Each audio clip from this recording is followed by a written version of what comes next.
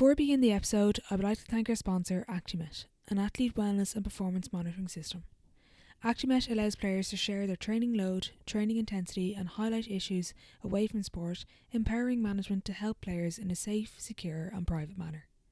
Players input their performance and wellness data on an easy-to-use mobile app. Accredited is an affordable monitoring system at less than €50 a month and is currently used by county and All-Ireland champions and over 50 soccer academies worldwide.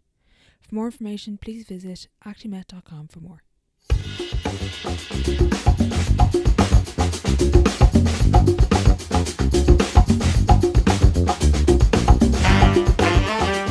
Welcome back to the Sideline Live podcast.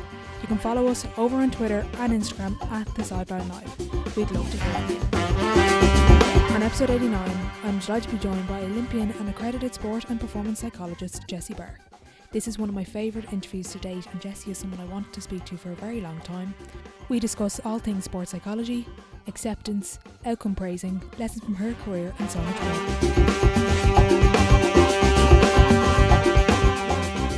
Hi Jessie, thanks a million for joining me on the podcast. Thanks for having me, Orla. Before we get into everything, would you mind giving a quick elevator pitch to those who might not know who you are? Yeah, of course. So my name is Jessie Barr. I am a sports psychologist at the Sport Ireland Institute in Dublin. So I work with Olympic athletes there, or Olympic aspiring athletes.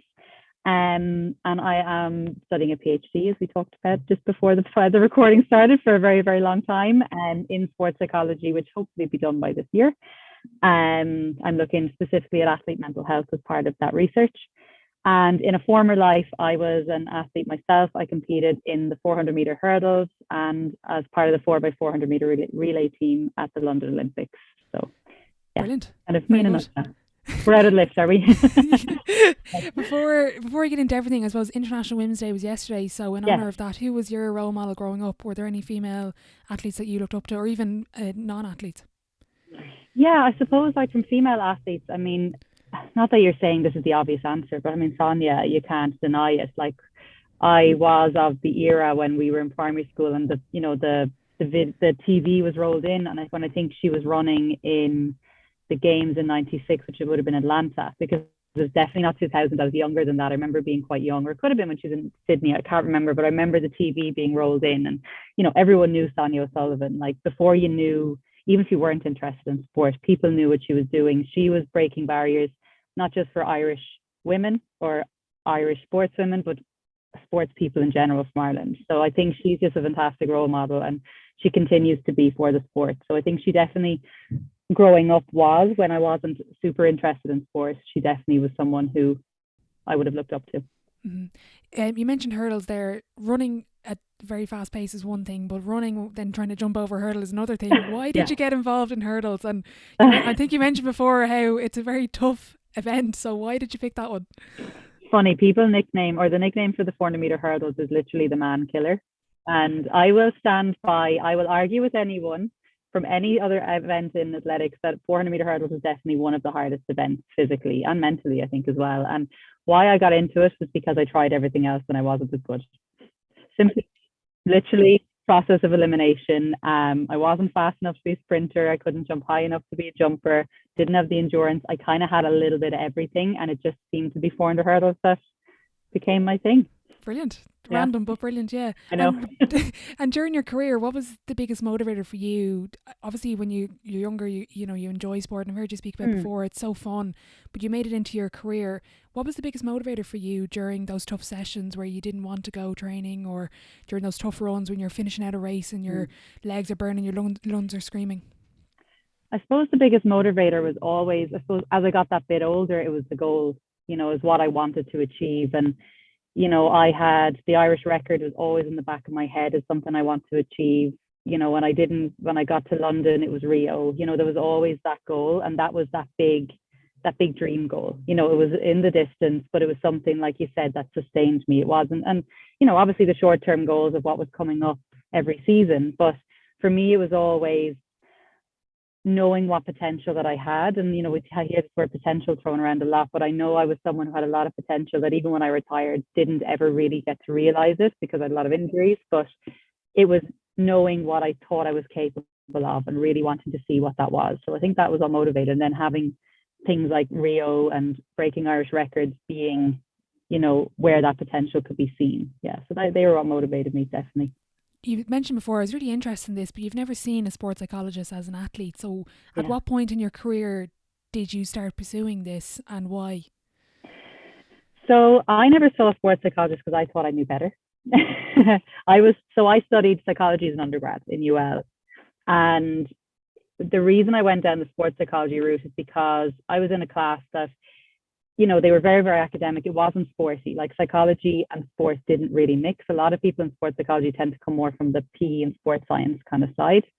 So it kind of made sense that like I was marrying my two biggest interests of psychology and sport. And when we were in our final year in undergrad, we had a guidance counselor come in, and she kind of asked everybody what is it that you guys are all thinking of doing? Because obviously you don't come from an undergrad straight into a job as a psychologist. There is lots of further training.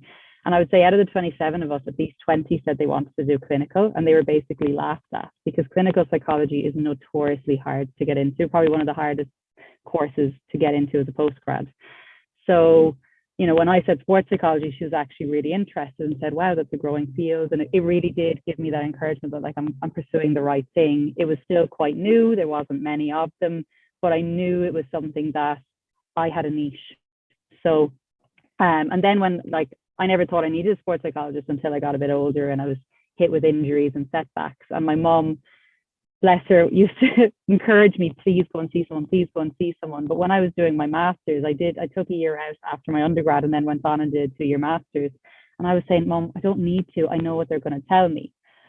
That's like a doctor saying, I don't need to go to the doctor. I know what they're going to prescribe me. It's not the same thing. You need that support. But I really was. I was stubborn, thought I knew better, thought I was going to be rolling my eyes going, I know what you're going to tell me here. And it was very naive of me. It's something that I really do regret because, okay, would it have stopped me getting injured? No, but it probably would have helped me cope better with injuries, with the setbacks, even with the big occasions. The days I still loved. I loved the big occasions. I loved the big races, but it might have just helped me even I could have been. So it is always a regret I have, and it's something I'm very passionate about now to encourage younger athletes. I work with a lot of development athletes, and I'm really glad because I see the value that it can have all throughout the career, not when things are going wrong. So yeah, still never sat in a psychology session other than post Olympics when we just had as part of like the transition program, which kind of started then. I had a one-to-one who ended up being my PhD supervisor, and we still laugh about it. Yeah, but that was it. That was my only exposure, which is kind of mad to think that's what my career became. Okay, that's mad. Yeah. And at what point do you think athletes should start seeing a sports psychologist? Obviously, every athlete's different, every journey's different, injuries, different challenges, obstacles. But is there a certain age or even just a certain amount of experience that you think that this is kind of, that kind of, where the stars align into this one point where this is really kind of where people should start? I don't think there's any certain age. Like I work with, I think one of the youngest athletes I've worked with was maybe 13 or 14.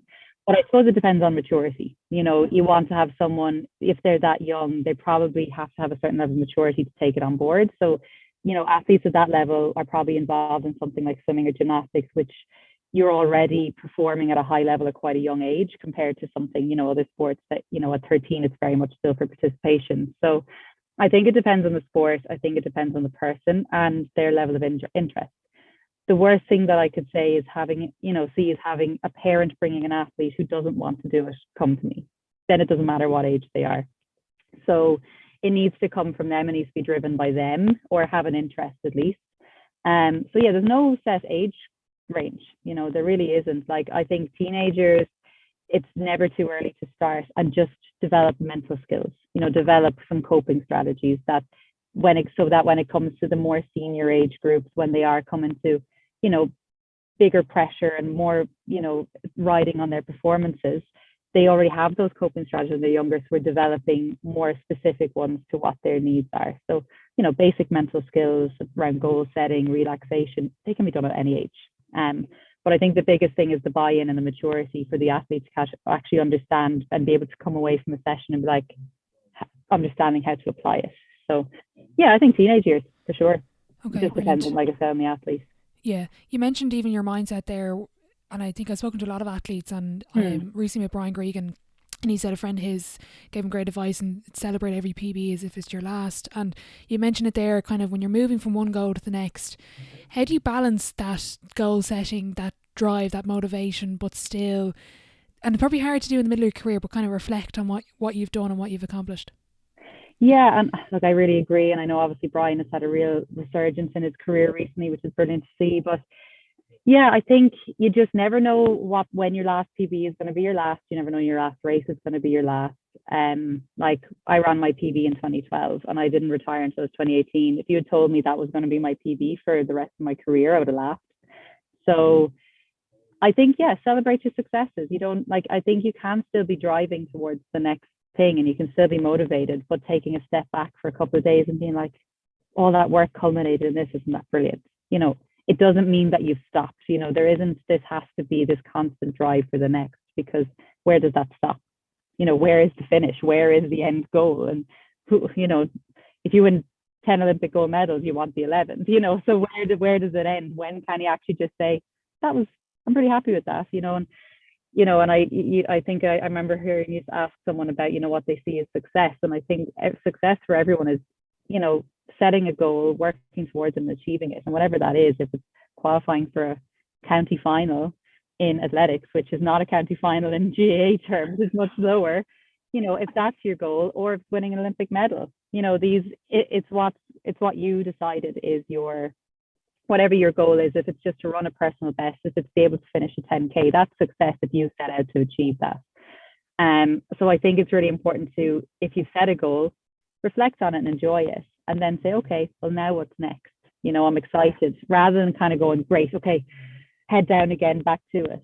I really enjoyed when I got to the London Olympics, because it was an amazing achievement, but it really motivated me to do it again. I want to feel this feeling again. I want to enjoy this feeling of achieving this goal more and more. So it can be really motivating. Yeah, there's a great podcast with Mel Marshall, Adam Peaty's swimming coach, and she was saying throughout her coaching career, all she did was she wanted to get the kids to their Olympics. And for 3 of them, it was the Olympics, but for the other, how many there were, it was that county final, that national final. Even if they didn't win, that was their Olympics. So it's trying to remember that as an athlete and as a coach, because we get caught up in this comparison race all the time. And I play GAA in basketball and I'm constantly comparing to other athletes. How do you develop that tunnel vision? And I asked Sophie Becker about this, because I guess in individual sport, you're just yourself, whereas when I'm in a team environment, there's so much opportunity to compare. How do you develop that individual kind of tunnel vision mindset? You know what? I actually don't try to develop a tunnel vision. I think it's more about acceptance, accepting that these people have certain skills. I also have certain skills, and a lot of work I would do with athletes is kind of strength-based. Instead of always being like, look what they have, I don't have that. But what do I have? What am I bringing to the table? I'm on this team too. What are my skill sets? Do I need to have the skill sets? She's a forward, I'm a back. Do I need to be able to do what she does? No, but I can do this and she can't, So even when, like you said, with Sophie in athletics, you could have 6 people lining up in this 400-meter indoors that the girls can be running at the World Indoors. They'll all have different skill sets. Some of them will be really, some will be a really good sprinter and will use that strength at the start of the race. That doesn't mean they're guaranteed to beat the person who's a better, in the last 100 meters. So you skills that you have and the strength. So a lot of work I do with athletes is to kind of acknowledge and accept that you can't control that you are different to other athletes, but accepting and starting to acknowledge that what am I good at? What are my skills?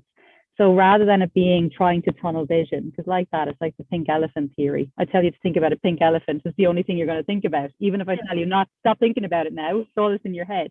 So if you try to put it to, tunnel vision or blinkers, all you're doing is actually drawing essentially more attention to what's beyond that. But why do I have to put these up there? Because I'm trying to avoid something, instead of just being like, it is what it is. These people have different skills, but what do I have? And bringing it back to me again. And that's what I try to encourage with athletes.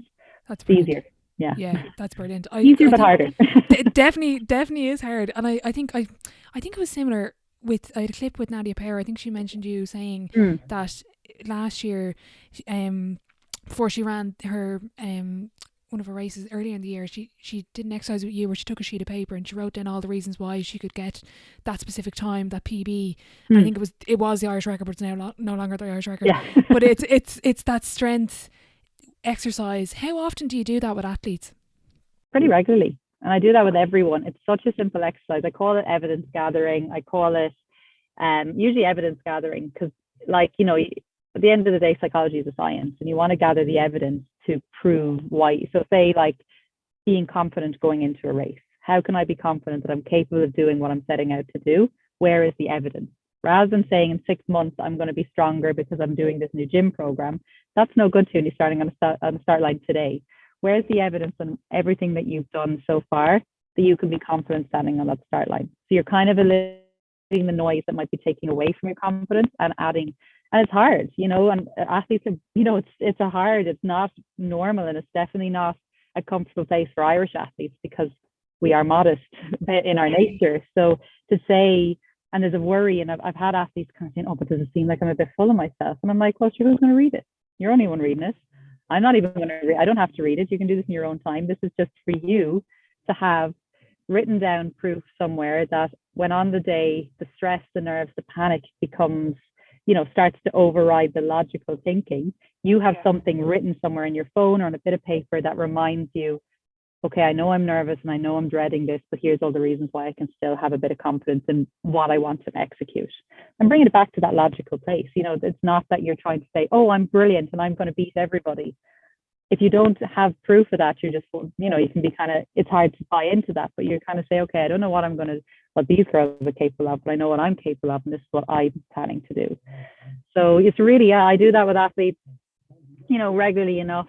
Obviously not every single time I meet them, but there has, you know, with enough time that's passed that they can be adding to it and maybe going back and reminding them, like, go and revisit that. If it's something, you know, I feel like going into a competition the next morning, revisit that list. Is there anything else you can add since we last spoke? You know, it's really simple exercise, but it can be really powerful.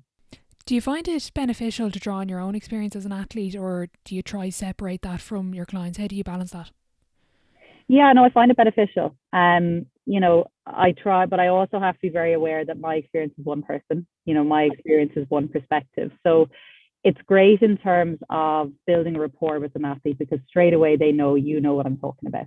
You know, you can I'm not sympathizing with an athlete, I'm empathizing when they're talking about a really difficult situation because I probably have been there or understand it.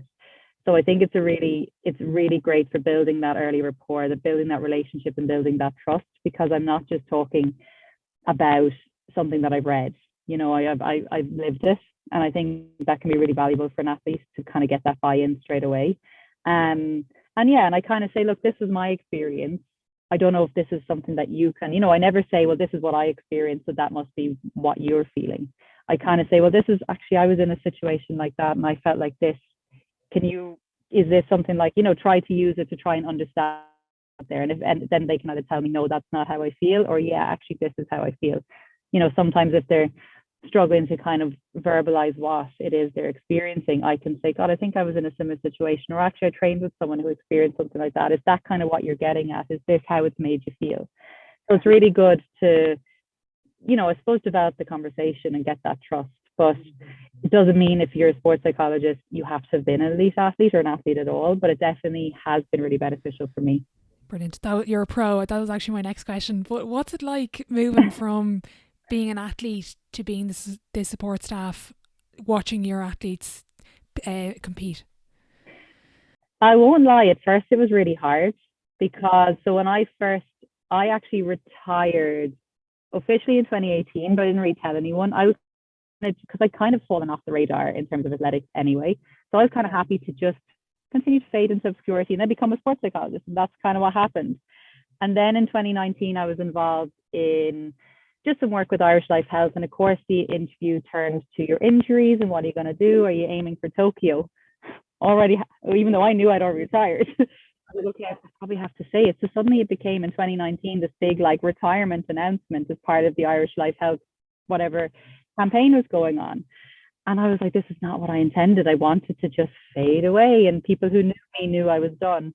And that article, actually, the articles kind of relates that came out when I was away at the European Games as part of my first team, as the first time traveling with an Irish team as sports psychologist.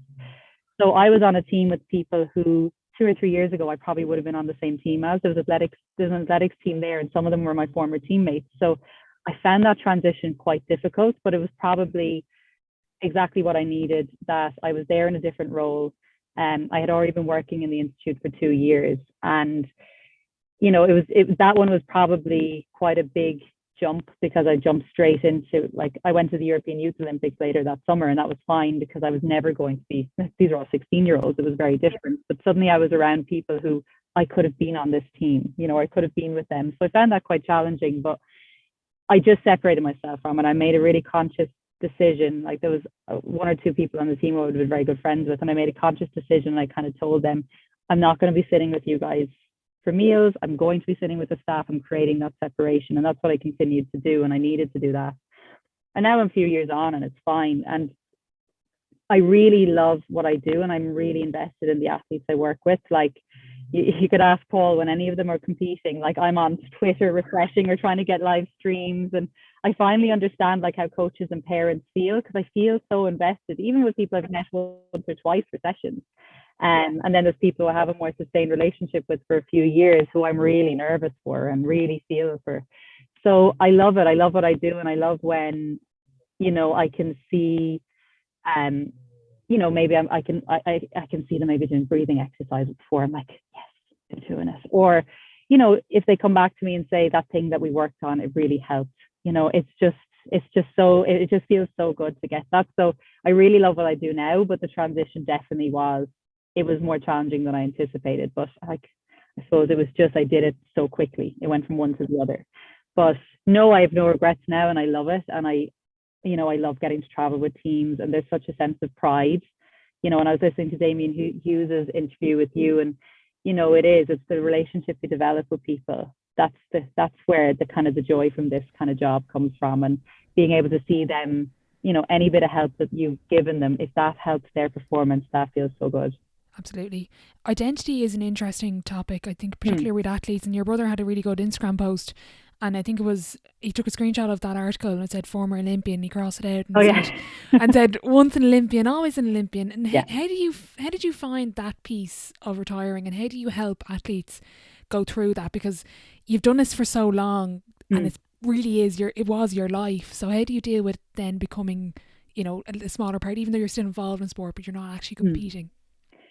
Hard, really hard. Like, I'm not going to lie, it was really, really hard. And it was probably one of the hardest things, because, I started athletics at 11 and I retired just before my 30th birthday. So it was the biggest, it was my whole adult life until then and most of my life was being an athlete. So it became who I identified myself as. I was Jessie the athlete, I was Jessie the 400 hurdler, but also people saw me as that. So like, when I met people, the first question was, how's training going? When's your next race? Or are you still injured? Which was the one that really drove me mad, because my identity became not just the athlete, but the injured athlete.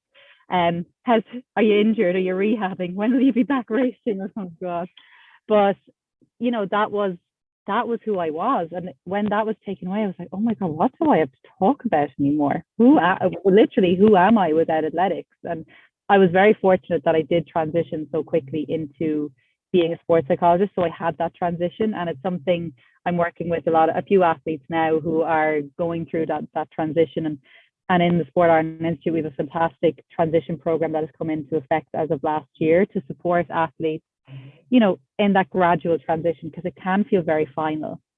Like, even only yesterday, I was in the institute and I met an athlete who has recently retired using the gym. And the purpose of the transition program is, you don't suddenly one day go from being an athlete with all access to all these supports, access to the institute, having all of this structure, and then the next day all that's gone. And that's the way it has been. So, you can still come to the gym, you have access for, I think, 6 months up to maybe even a year. I'm not sure exactly, depending how long they've been on, supports and carding. But, suddenly all those people are not suddenly removed from their lives. All that structure doesn't have to be removed, and some people want to move away from that completely and they're done with that, but others need that time to kind of, graduate out of that, because for some people, the retirement can come quite quickly, and it's going. Last week I was competing in this competition, and this week I'm just a normal person again. What? So I found that really challenging. But I think having something, I always had study. I always was preparing the next career, whether I even realized it or not. I was preparing for that transition. So it's something we actively try to support athletes to do. It doesn't mean they have to give loads of time to it, but just be thinking, doing little courses, just thinking about what their interests are outside of the sport, so that their identity isn't just the athlete, but the athlete is part of that identity, and there's other things to them.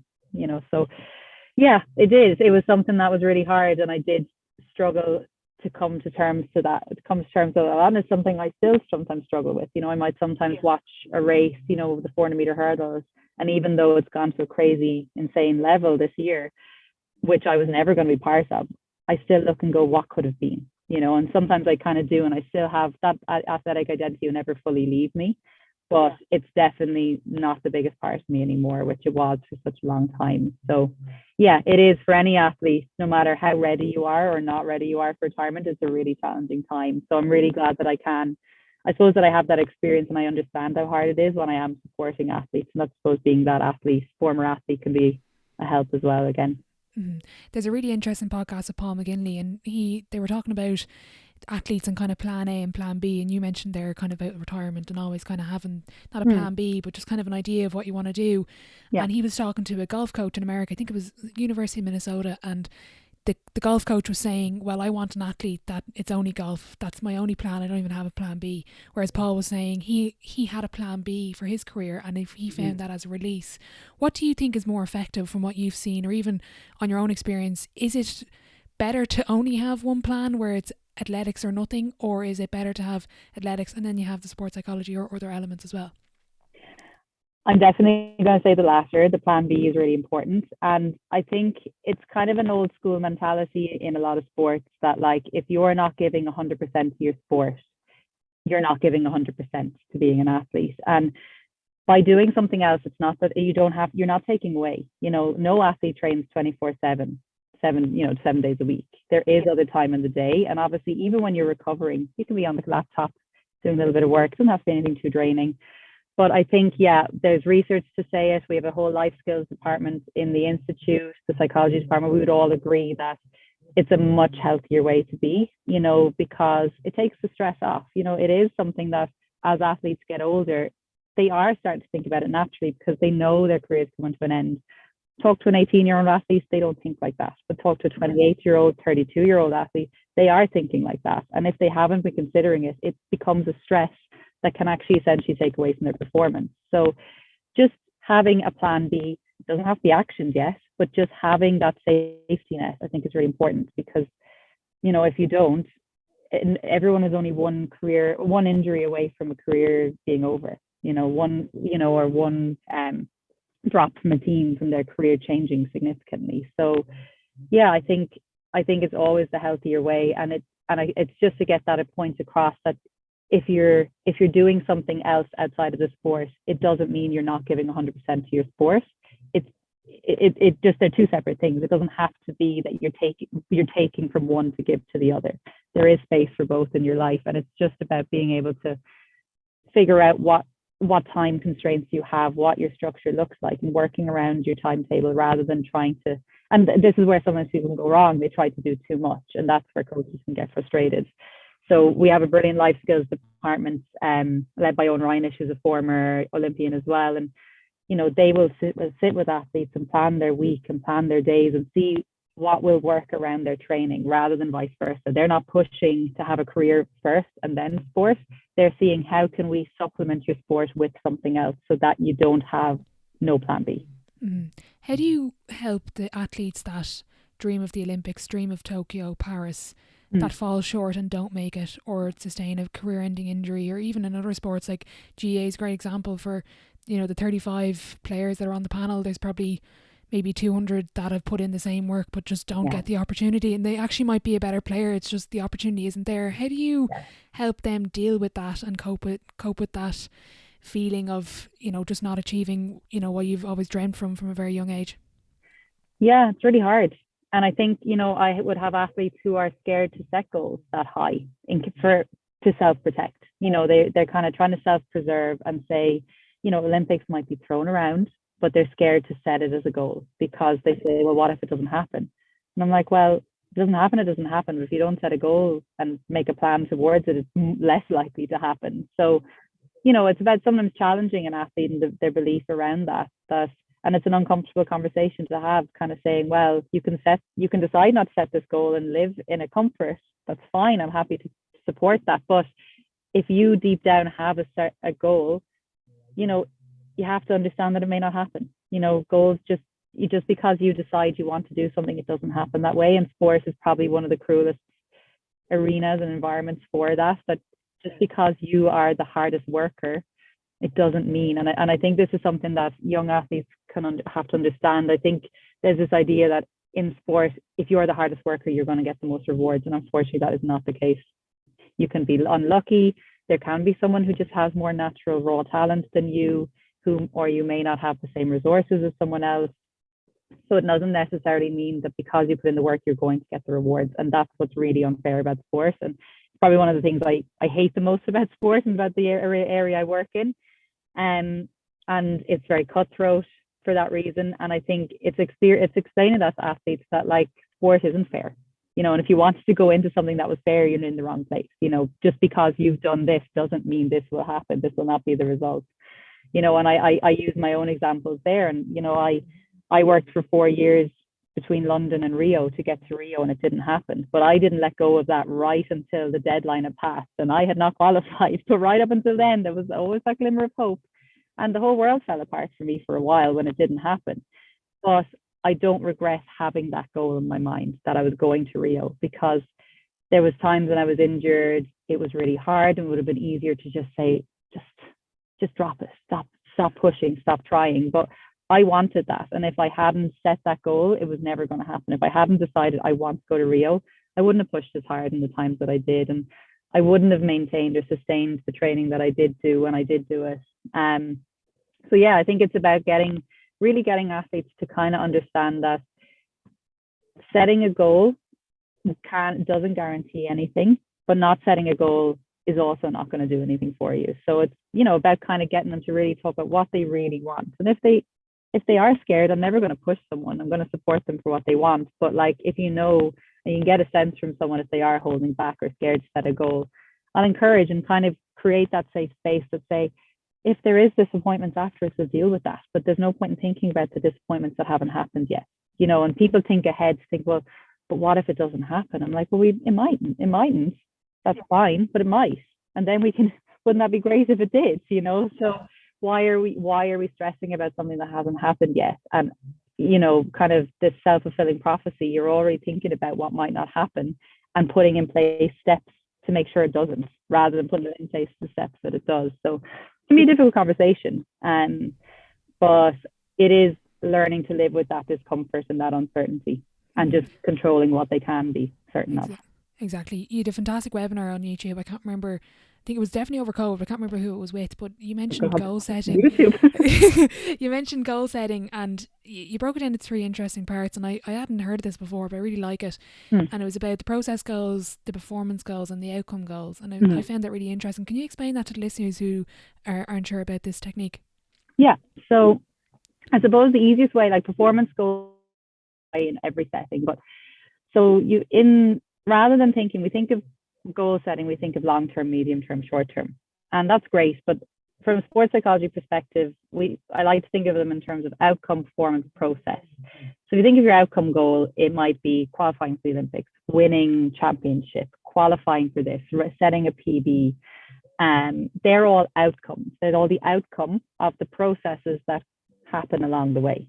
So the performance goals tend to be in something, they're not as always clear cut. So say in something like athletics, it might be the performance goal might be, say in the 40-meter hurdles, doing a certain amount of steps in between the hurdles, or maybe for swimming, it's the stroke count that they get. So there's very measurable, but they're also performance goals. So I'll just kind of, because I think performance goals get confusing for people, so I just park that one. Process and outcome are probably the easiest way to think about it. So your outcome goals are the outcome. But what's most important, because they're not in your control right now. I'm sitting here and I want to finish my PhD. That's the outcome. That's great. But what are the steps that I'm going to take to make that happen? They're the process goals. So they're the controllable steps that you take day in, day out, to make sure that outcome actually happens. And the performance goals then could be little performance indicators. You've probably heard of KPIs, key performance indicators along the way. So, it could be, okay, a performance goal for me might be submitting a chapter to my supervisors to read. The process goal could be, writing 500 words every day. So it's like an achievable thing that leads to a performance that eventually leads to an overall outcome. And I like to break that down. I do that with athletes because, often you ask an athlete what they want to do, what do they want to achieve, what is their goal? And I say, okay, well, how are you going to do it? The what is great, but how? What are the steps? What are the plans? What are the actions? And it's just breaking it down really simply and making it something that's achievable, every single day. And then you can have your short-term process goals, your medium-term process goals, your long-term, that all leads to that outcome, which is like the top of the ladder, the top of the pyramid. And it's a really simple process in terms of goal setting, but it's something we overlook. Is like, what's the plan? Okay, like, for example, last night I met with a GA team, and a lot of it came back to, well, what are the actions? We talk about, well, we want to develop a culture, for example. And okay, well, how are we going to measure that? What are the steps that we're going to take towards building this culture? What will that look like? What are the steps? What are the action plans? And think of SMART goal setting. Are they specific enough? How can we measure it? Because otherwise we have all these lofty kind of vague ideas, but we don't have an actual very clear plan of action to do it. So that's what the process is that those little steps, those little plans of action that you put in place for that outcome to be more achievable. Mm-hmm. I have a number of coaches and probably parents listening as well. And you mentioned before about the language and what you praise. And instead of praising the outcome and, winning this race, will you praise the fact you trained 5 times this week, you still got all your homework done, you did really well in your exam, and you still got out to go with your friends. That seems to be really important. That I think I'm a GA coach, so I've now shifted my mindset. Instead of, obviously I'll still compliment and give encouragement to a player, but I actually now I'm going to praise their process, their work, rather than they scored 7-5 in a match or something ridiculous like that. 100%. And like, you've probably heard of things like, the growth mindset. You're praising the effort rather than praising the outcome, because the outcome's not in your control. Okay, like you said, they scored 7 points today, then they feel really good. So if they only scored 3 points the next time, does that mean they're not as good anymore? So if you're only praising the outcome, if that outcome doesn't always happen, does that mean they're not as motivated or they're losing confidence? So if you're always praising the effort, the hard work, what went into scoring that, oh, you did brilliant today. You worked so hard on improving your goal kicking, and then you scored a goal today. And that, and it really shows the hard work paid off. Or you worked really hard with the rest of the team, and you've been, you've turned up at training, you've turned up early, you're always there on time, praising all those processes, because that's what, an athlete can control. At the end of the day, the outcome can't be controlled, and it's not always it's not always an athlete's fault if the outcome doesn't work out the way they'd hoped. But, the controllable things are not necessarily their fault, but they are in their control. So praising that so that growth mindset kind of idea, rather than it being the fixed mindset. And this idea of the growth mindset is that things are in my control. I can improve, I can get better at something. Just because I'm bad at maths now, it doesn't mean I'm bad at maths forever. Whereas the fixed mindset is like, talent is fixed. I'm either a good athlete or I'm not. I'm fast or I'm not. I'm better than everyone or I'm not. And hard work doesn't really matter. It's all about talent. And, which is going to be able to sustain an athlete more long term? Is it being told you're really talented, or is it being told that hard work can make you better? So I think it's really important. And I think it's really important for parents as well to consider is what are they actually supporting? And my parents are we're very, very lucky. My parents always supported us to enjoy it. Like, that was number one. If you're enjoying it, we'll support it. If you're not, okay, we'll look at it and see why you're not enjoying it. And, if medals happened or good performances happened, it was a bonus, because it didn't happen so much when we were younger. So it very much was praising the effort and the hard work, because there was a lot more hard work and there were rewards when we were younger. And I think, but that's why we were in it for so long, because we weren't in it for the rewards. They were the bonus. Yeah, and I think Damien Hughes might have mentioned that, but there's loads of studies behind this. It's the ones that maybe peak at 12 or 13 aren't the ones that are going to still actually be in the sport by 22 or 23. And there's a really good phrase, I can't remember where I found it, but it was like talent is a muscle. I thought that was really important. This can be stretched, it can be strengthened, it can be molded. It's not just this fixed talent that somebody has. Yeah. I think language is really important as a coach, but I think I'm starting to find I still play. So as a player and an athlete, it's even more important, because I would find my internal dialogue be very, very negative. How do you develop that language? And I heard you say before, instead of positive language, because when you're in the last 10 seconds of a race and you want to stop, it's not going to be, keep going. It's that, I think you said productive language. Yeah. No, you're 100% right. And look, we all tend to have more of us probably have a more negative dialogue than positive. Like, it is more natural to be more negative than positive and have this negativity bias, that we are more likely to notice the negatives and pay attention to the negatives. And so I think, it's about reframing that language. And like, exercise I would do with an athlete is get them to write down what are those things that they're hearing themselves say to themselves again and again. There's certain self-talk that might become quite frequent, or maybe it might relate to certain, might be a training session or a race. There's certain things you're saying, that internal dialogue, or that you're thinking to yourself. Writing it down and seeing, how can I make this more helpful, more productive? Because, there is this, and I think we're kind of starting to become really familiar with this idea of toxic positivity, because there isn't always a place for positive thinking. Positive thinking is really important where it's relevant. But like that, if you're absolutely wrecked, you've just swam 700 of an 800 meter freestyle race, you're probably not thinking, I'm fine, this feels great. When your arms and legs are burning, your lungs are on fire, you need to be realistic. And sometimes, and some people respond to that kind of overly positive thinking, and that's great. And I learned to recognize that in athletes pretty quick. But it's more about being realistic. Say, okay, my lungs are burning. That acceptance thing that I talked about earlier. My lungs are burning, my legs are on fire. But I'm always in this situation. It's how I'm meant to feel at 700 meters into an 800 meter race. I'm meant to feel like this, but I've trained to be ready for it. So having little kind of, self-talk cues for when those thoughts might come in. How can I reframe it? Instead of it being, oh my God, I'm dying, I'm never going to finish. It's like, but you're not meant to feel fresh now. You feel like this in every race, but you've trained to be able to keep going. Trust the training, trust the process, trust what you've done.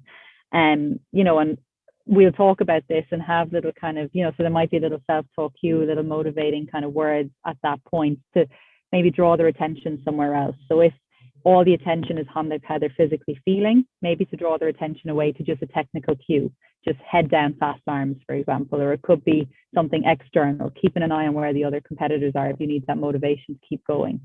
So, being able to control your attention using, self-talk, reframing the self-talk. So changing it, like, one big thing you see in self-talk is the kind of, I should, I need to, I have to, and I'll always challenge that kind of pressure language, okay, well, I should win this because I've always beaten these girls, so I should win this today, or I have to win this, I have to run this time to qualify for X competition. And I'm like, okay, who's telling you have to? Where is it you have to? You want to, and switch the language. It's the same thing, but there's not as much pressure with I want to, or I can, because of, and again, go back to that evidence we talked about. I can run this time. I want to run this time today, and I can because I've done this, this, and this, and this is the evidence to say I can. And it takes that pressure off I have to do it. Because, telling yourself you have to do something, straight away there's a tension, there's a stress on your body, whereas, I can. Okay, it's still pressure, but it's different pressure.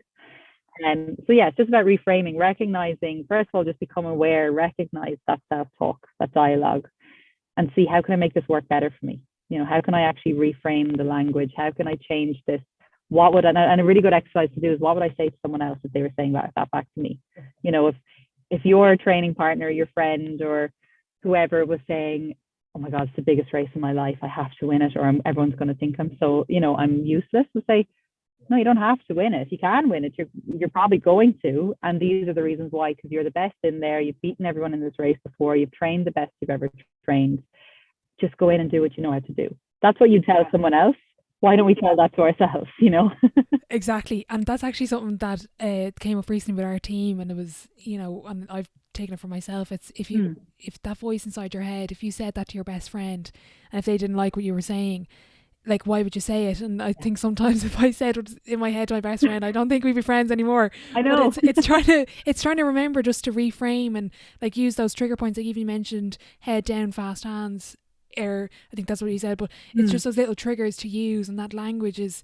I think we really overlook it maybe as athletes. Yeah. That language, what you're thinking. Eventually it's gonna. If you're thinking that over and over and over, eventually that's probably going to impact your training at some point. Yeah. Like the person that you listen to the most is yourself. So why are you feeding yourself so much negativity? And look, practice what I preach, not always. I would have some very negative thoughts as well, but I'm much better for catching myself and being like, well, and why am I letting myself go down this? It's doing nothing for me. How's it making me feel? More negative. And sometimes you need to have that negativity. Sometimes you need to ride out the negative emotion and then replace it with something. But in the middle of a race is probably not the time to be feeling the emotion. So, Exactly. Yeah. Sport is such an emotional roller coaster. And I remember after the Olympics, a lot of athletes kind of wrote articles or spoke out about, their experience after the Olympics. What's it like going through that as an athlete, and when you're helping athletes going through, they say there's like the certain amount of stages that you go through where you've realised, and I've kind of mentioned it a few times on my podcast, where you go through your whole life training for this one event, it's about 3 weeks long, and then you realise that time keeps going and the Olympics are done. How do you deal with that? I'm answering another question with it's hard, but it is. You know, I think like I've been working with some athletes in different sports who like were very vocal and very, they were very strong in their kind of messaging that like I've been working towards this for 20 years, or this is what I've my lifelong dream. And when you build something up for that long, or you put something on a pedestal that much, how often does it actually measure up to what you wanted? Unless you achieve the absolute top by, getting a personal best and a gold medal, you're probably going to be a little bit disappointed by some aspect. Like some people come away and are like, Olympics was even more amazing than I thought. But the people who built it up to be this amazing thing and my whole life will be different once I'm an Olympian are the ones who unfortunately are sorely disappointed, and they learn that afterwards the hard way. Because the Olympics at the end of the day, there's a lot of fanfare, there's a lot of excitement, there's a lot of boredom. Even if you take away the performance, it's a boring 3 weeks. You do the same thing day in, day out. You've done the celeb spotting, that's great. And then now I'm just eating off a tray every single day in the same tiny box room. And, it's not that, the glamour is not what you see. What you see on screen is not what goes on behind the scenes. It's not a glamorous thing. And then the performance, it's just, I know it's the Olympics, but it's just another competition. It's the exact same as the World Championships. It's the exact same as the Europeans. The only difference is there's different people and there's more attention on it. So it's something we try to prepare athletes in the Institute for. So we've really ramped up our transition program, and we have, we do workshops with athletes, and we do a lot of, contingency planning with athletes beforehand. And I don't think some people, they obviously buy into it, but I don't think they realize how important that was until afterwards. They kind of go, yeah, that's great, but I don't think it's going to, and the workshops can seem quite negative before they go, especially if they haven't been to a game. So they're going, why are they telling us about this Olympic blues? And why are they telling us that we're going to feel these ways? And it's like, because you might, but you kind of have to, you're kind of like, you can tell people so much, but until they've experienced it, they won't really get it. And not everyone has that experience, but it is quite a common experience to kind of come home and be like, okay, trained for 4 years for that. Now do I just train again for 4 years for the next one? What has changed? I have the tattoo, I have my performance, I'm an Olympian. So let's go back to training. I still have to just do the same thing over and over again. Yeah. And I actually had that when I came back from Rio. I took a bit of an extended break, and then I remember going back to training in UL, back in the same corner of the UL arena in the strip of track behind Richie's step aerobics class that I've been there for 5 years before we went out into the cold track. And I remember doing the same drills again, and I was just like, feel like the Groundhog Day. How am I back here? What? Nothing is different. I thought things were going to be different, and because when I didn't get to Rio, I was already disappointed. And then I was like, okay, am I going to just go back and do it all again for 4 years? So I ended up taking a bit of a longer break, and it's something we encourage athletes to have something ready for after the games that will take their mind off the games completely, whether it's a holiday, maybe starting a new course.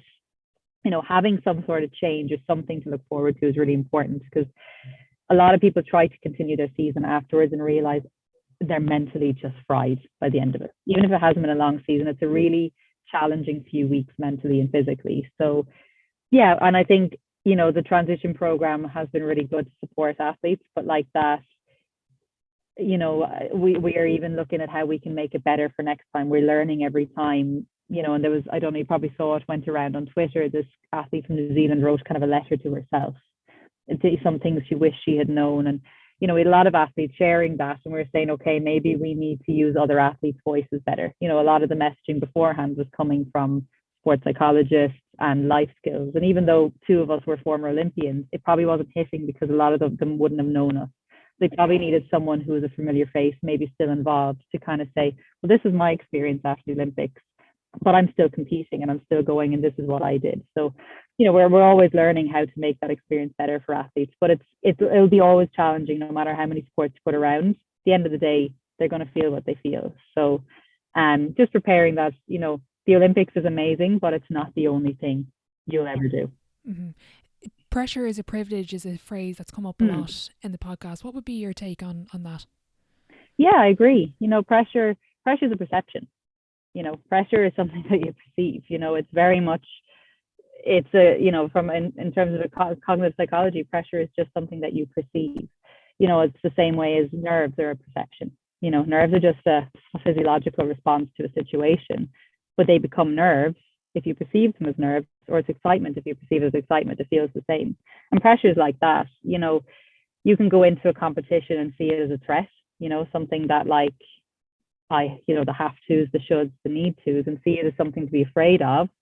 Or you can go into a competition and see it as a challenge. And this is something I would do with athletes a lot, this kind of threat versus challenge mindset.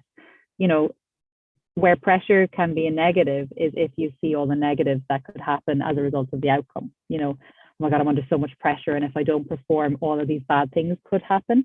Or I'm like, yeah, there's pressure on me, but I'm ready for it. It's a challenge. Competition is still going to be a challenge, but I'm able for it because I've put in the work. So there's still going to be pressure on me, but I have the skills and the strategies and I have the ability to cope with that. So yeah, I think pressure is very much just a perception of what your capabilities are. Like they say, stress, pressure and stress are kind of under the same umbrella, and stress is just an imbalance between the resource and the demand. So you feel pressure so for example, you're writing an essay, you feel under pressure or stress because you have 10,000 words to write and you have 2 days to write it. That's stress, that's pressure. But if the demands are greater than the resource. So like going into a competition that you don't feel prepared for, or you feel that there's too much expectation that you can't live up to, that's pressure, that's a threat. But if it's something that you feel, okay, maybe I'm not ready for it, it might be a bit above my capabilities, but I know that the outcome, it doesn't mean too much, or I'm not going to put too much meaning on an outcome because there isn't an expectation on me. So it's very much how you perceive that situation, I think, in terms of pressure. How do you balance, for any coaches listening, how do you balance building a resilient athlete without completely tearing their confidence? I think you can, absolutely. Resilience is a skill. We're not born with resilience, and resilience is very much just learning from a situation and applying those lessons the next time round. So, I work with athletes who get injured, athletes who have setbacks. All of those are chances to build resilience, seeing that as an opportunity to build my resilience muscle. You talked about this, the muscle, and like talent, resilience can be seen as a muscle, that you flex every time. So, I don't know, Orla, you probably remember the first time you ever got an injury. Oh, I do remember it well. Yeah, I'm still with it 10 years later. Yeah, it's probably the worst thing that ever happened. And it might be a minor injury in comparison to maybe further down the career. But the more you have that experience, you learn from that. So I remember my first injury, I tore my hamstring. in the grand scheme of things, wasn't a bad injury. 6 weeks later, I was absolutely fine. But oh my God, I was like, this is the worst thing that could ever happen to anyone. And I was devastated. But then I spent more time getting injured and I learned coping strategies. I understood it better.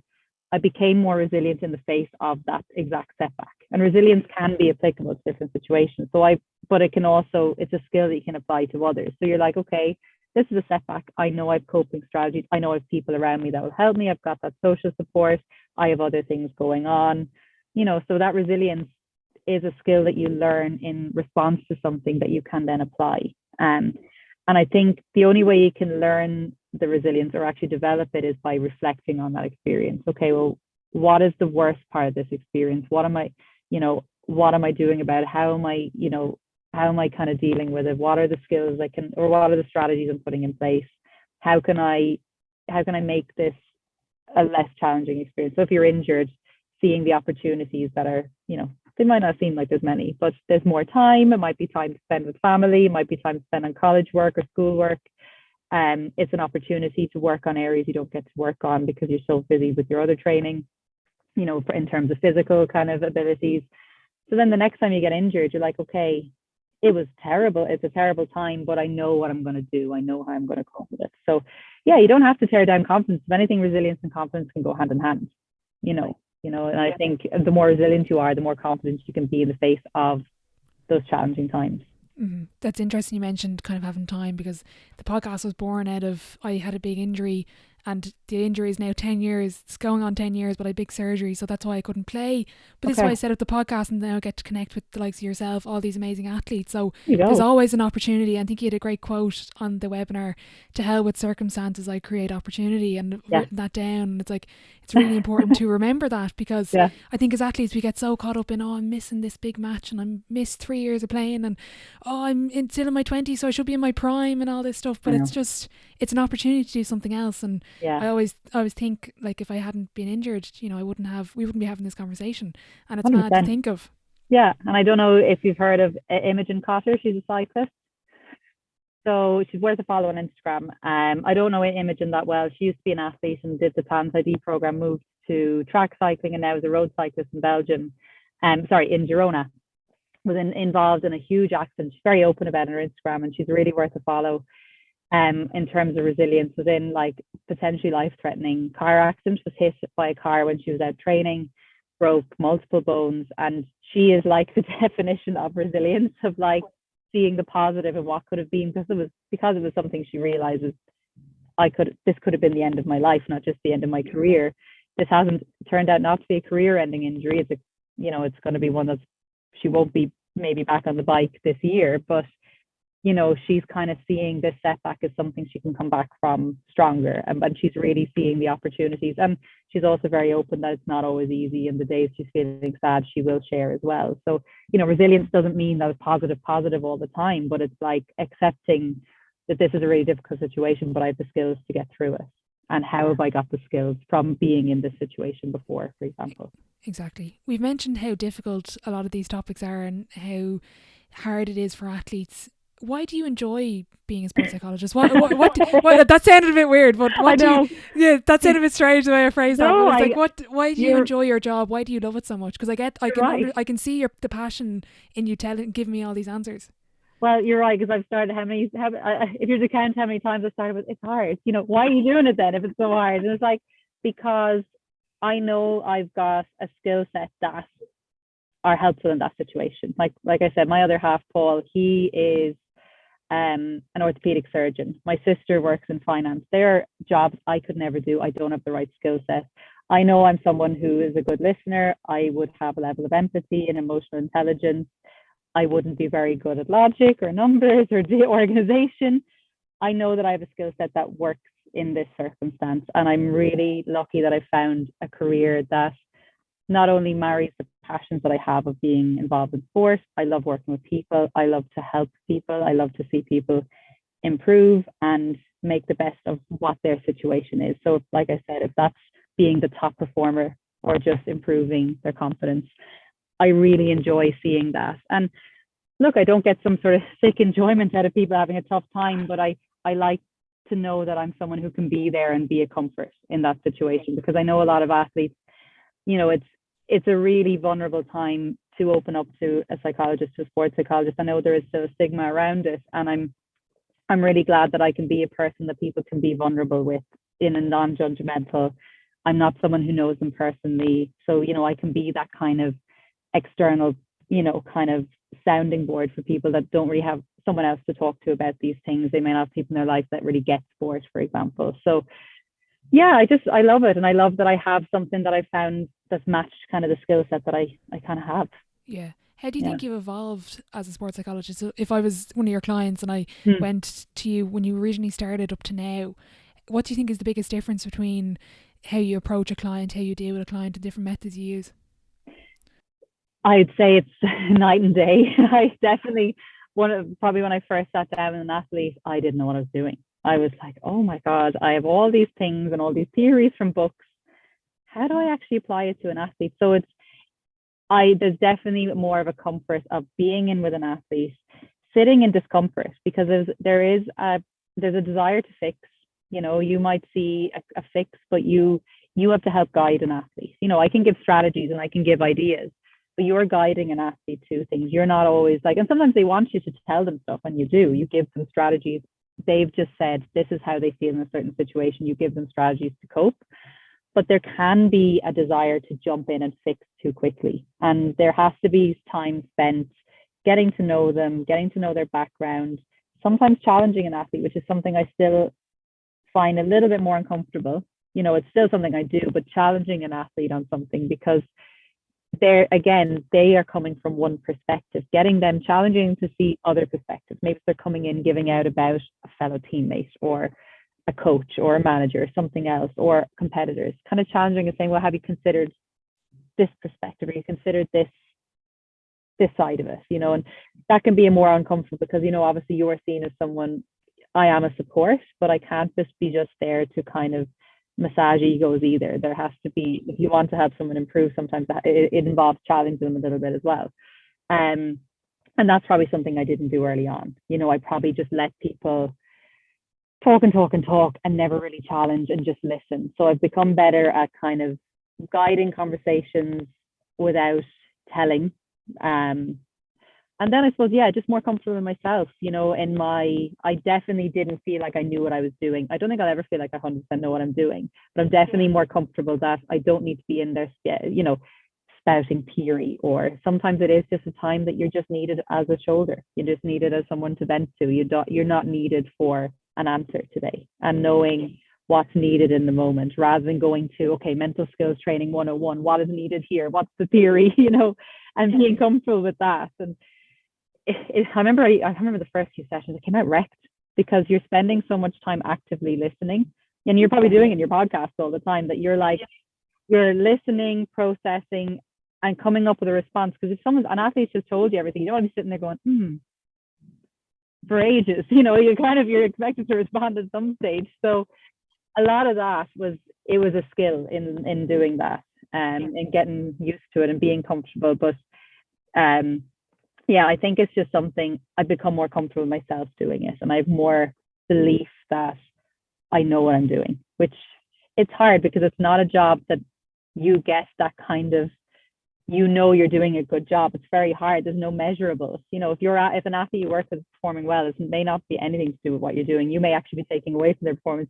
You don't know that. So, it's just kind of growing that belief that I'm doing a good job, and what I'm doing is working in some way. So, I have one or two athletes who were some of my very first, who are still with me. It'd be an interesting one to ask them.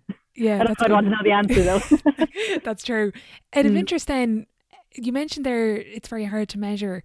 You're like a pro, because that was literally my next question. How do you measure your success with a client, with an athlete? Like, for example, let's say I was your client and we worked together for a while. How do you see then that your work is impacting me, and how do you measure that? I suppose there's a few ways. Like, you could say that if someone comes back to you, but then at the same time, if they didn't come back to me, that might not be necessarily a measure of my skills or ability. It could be they got all they needed out of me. So that's not really the only measure. But if they are someone who's coming back, but they're not always asking the same thing, so they've come back for a different reason, then yeah, okay, I'm obviously a support that's valuable to them. Um, if sometimes feedback from external sources like coaches or people who know them, you might get a coach kind of saying, oh, thanks so much. I've definitely seen a difference in how they approach competition. Their routine has definitely been refined, or they definitely didn't have as much of a breakdown after a bad performance as they have before. So sometimes that external feedback can be really valuable. And just a coach kind of saying, thanks for that. I've definitely seen some value in what you've done. An athlete's feedback obviously could be amazing, but I don't look for that. But like, I've been very lucky that even some of the girls that I work with have been on this podcast and have name checked me, which has been, it's really flattering, and I don't expect it. But when it is, you kind of go, okay, thank God they're actually mentioning by name. I must be doing okay. But I think you just know when an athlete comes away and you get a sense that like they're understanding, and I'm always checking during, do they understand? Does that make sense? I do a lot of checking during conversations, especially early on when I'm getting to know them, if they're taking it on board, if they're kind of getting what I'm talking about. So yeah, it's not really a measurable thing, but the fact that I still have my job, I was brought to Tokyo as part of the team, I assume I'm doing okay in some way. So yeah, you just kind of have to figure out different ways. I've got an amazing support team in the very small psychology team in the institute, and Kate Kirby is my mentor, and she's fantastic. I mean, she is the benchmark for female sports psychologists and sports psychologists in Ireland, and she's a mentor. And if she gives me any kind of positive feedback, I know I'm doing a good job, because she wouldn't tell me. She'd tell me if I wasn't. So I think there are your kind of few measures without having I suppose, a numerical measure, for example. Mm-hmm. Out of everyone you've worked with, you've competed against or trained with, what are the common attributes of the most successful athletes? Is there any just common things you've just noticed across a number of different people? That's a really good question. Like, it's an obvious one, but I suppose they love what they're doing. Not everyone does, actually. No, I take that back. Not everyone loves it. I think everyone is very passionate and driven. I think there's that real passion and drive, especially people that work with me. If they've come to sports psychology, which is still not that new of an industry in Ireland, but it's definitely, of all the other sports sciences, it's definitely the newest for people to turn to, or the last thing people turn to. So people who are coming to see me are really driven. They're leaving no stone unturned. They really want to improve. They want to be the best, or want to be the best for themselves. So that kind of passion, that kind of drive, that commitment. And I think that's not just the athletes, the people I work with. There's such a passion for what they do. There's a drive to be the best version of what they are, whether it's SNC or if it's physio or nutrition. And, that professionalism, that I work with, like the people that I work with are ultimate professionals and as athletes first, and I know it's different to being when you're talking about the athletes you work with, but that's what I really notice, is that like the athlete is always first with the people I work with, which is fantastic. And then the athletes, I suppose it is that drive, that passion, that desire to be better, because like I said, you don't pay to go to a sports psychologist if you're not really that bothered. Yeah, that's a good point. Yeah. And for anyone listening, out of interest, is that drive and that motivation only created by the athlete, or can a coach, while not pushing them because they know they love their sport, can they help create that sustainable motivation? And what would you see as sustainable? Because I think sometimes motivation comes in different forms. It's obviously different for every person, but sometimes it might not be the most effective form of motivation. Yeah, and I suppose, like internal motivation, that intrinsic motivation that comes from the athlete is obviously really important. And, I even mentioned that drive and passion, that will look very different in every athlete. And when I say drive and passion, I'm not saying that someone is like, my sport is everything and raw, it doesn't have to be that fire that we would think of when we think of passion. It can be that quiet passion that kind of, and I've, worked with athletes who I know they're passionate, but they don't show it in the way that would be the typical that you think of. And I think coaches need to understand what motivates their athlete as well. Is it just the pat on the back and saying, well done, acknowledging the hard work? Or is it being like, you have a month until this competition, you need to put everything into your training? And I think, again, like any element of psychology, it's very individual, and it's really about getting to know the athlete. some people are motivated by positive feedback. Some people are motivated by fear of, the time is ticking. We are going to the biggest competition in a couple of weeks. We need to be ready. So these need to be the best sessions of your life. That will work for one athlete, but it will absolutely not work for another. So I think it's really on the athlete, but the coach can definitely contribute to that motivation, or they can actually, take away from that motivation if they use the wrong strategy with an athlete. Like if it's a very quiet, self-driven, intrinsically motivated athlete, and you're always pushing outcome, it may actually send them the other way and actually do the opposite of what you're intending. And vice versa. If you're someone who wants praise and feedback for your hard work, and all they're doing is going, "Yep, well done, that's great," and not being very enthusiastic, you might lose that athlete as well. So it's really about, and coaches are very good, and the coaches that I work with, they're very good at knowing and understanding their athletes. But it is something to spend time with them, and understanding what works for them, because you can have a really, really good impact on that motivation. Yeah, everything we've talked about is so individualized, and it's interesting that there's been a lot of kind of, not even, it's just well known. I don't think we even need the research behind it, but there's so much burnout in athletes, particularly kids at underage, that teenage level, where there's so much pressure on them from so many different people, different forms of pressure. How do you balance that burnout and prevent it, and make sure athletes are still enjoying their sport at any age and at any level? Yeah, well, burnout comes from somewhere. It doesn't happen by chance. So why did it happen? Is it because they're trying to do too much? You only have a pool of resources, a pool of energy that you draw from, no matter whether it's physical or mental. Or physical or mental, yeah. So like if they're doing their leaving cert, they're trying to, get onto the Irish basketball team, but they're also trying to get onto their senior camogie team, and they're also trying to win national championships in athletics. That energy pool is going to be depleted pretty quickly compared to someone who's just doing their leaving cert and nothing else. So who's the one who's going to burn out more quickly? It's the one who's doing too much. And again, I talked about it, the demands versus the resources. Like, are the demands in line with the resources they have, the time, the energy, the supports they have? And those supports can be like parents that are there to drop them around to places, to wash their gear, to feed them, So, I think it really is to look at what the situation is for a young athlete as well, because there is a lot of demands, and exams are really important. Unfortunately, we can say leaving cert, whatever, but it is important, and there's no point lying about it, because it does have it's not the most important thing in the world, and it doesn't matter if you don't get what you want on the day, but you also can't pretend it's not there. Exams are going to happen whether you study or not. So it is a stressful year, and I work with a lot of leaving cert athletes. So, so they're balancing the demands and the resources and prioritizing appropriately. And, is it fair that the athlete is trying, or even if you take leaving cert out of it, is it fair that you're trying to perform at the highest level across all these different sports? Is that realistic for where you are? Can you actually physically fit in all the training?